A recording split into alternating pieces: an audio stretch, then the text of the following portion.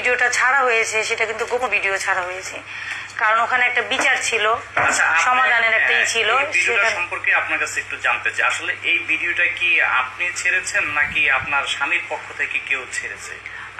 আসলে এই বিষয়ে আপনি কোনো অবগত আছেন কিনা?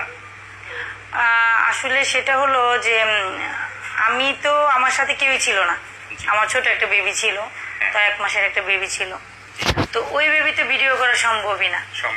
আর দ্বিতীয় কথা হলো আমি ছিলাম, আমাকে হয়তো আপনারা দেখেছেন, আমার হাতে কোনো ফোন ছিল না, আমার বেবি ছিল, বেবির মানে খাওয়ার যেই বোতলটা ফিটার ওইটা ছিল, তো আমার পক্ষে থেকে কেউ ছিল না।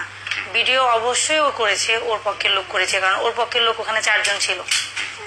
হ্যাঁ, তো ভিডিওটা ওরাই করে। তো আসলে কি আমি একটা কথা বলতে চাচ্ছি যে যেখানে আলোচনা হচ্ছে গোপন, হ্যাঁ, যে কিছু কিছু গোপন আলোচনা থাকে যেটা কারোর সামনে শেয়ার করা যাচ্ছে না বা বলা যায় না, ঠিক আছে? তো সেটা হলো যে আমার হাজবেন্ড আমাকে এতদিন পর, 1 মাস পর, আমি ওর সামনাসামনি হওয়ার পর ওইখানকার যে মহিলা কাউন্সিলর, যে আপার বাসায় আমরা বসি, ঠিক আছে, চট্টগ্রামের, তো ওই আপু কিন্তু আমাদের মূলত মিলিয়ে দিবে, হ্যাঁ, এরকম একটা পর্যায় থেকে আমাদের বসাইছে।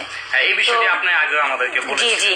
তো সেই জায়গা থেকে যে ওরা যে ওই অবস্থায় ভিডিও করবে গোপন করে, ঠিক আছে, চুরি করে, এক মাধ্যমে চুরি করাই বলে এটাকে, যে গোপন মানেই তো চুরি, ঠিক আছে? তো চুরি করে ভিডিওটা আসলে না করলেও হইতো। আর যেটা করেছে ভালোই করেছে, কারণ এর মধ্যে আমাকে অনেক দর্শকরা অনেক কিছুই আমাকে বলেছে, কমেন্টসে জানিয়েছে যে আপু আপনার কি বলে যে ওখানে যে অন্য কোনো মেয়ে হলে স্বামীর যে কলার ধরতো, ঠিক আছে, যে পরিস্থিতি আপনি ছিল, 1 মাস ভরে আপনি সিজারের পেশেন্ট, আপনার হাজবেন্ড আপনাকে যতই বলুক ডিভোর্স বলুক, আপনি যেহেতু হাতে পাননি, আর ডিভোর্স দিলেই হয়ে যাবে না, সেটারও কিছু কার্যকর আছে, যেটা 3 মাস 13 দিন আগ পর্যন্ত আপনি তার ওয়াইফ।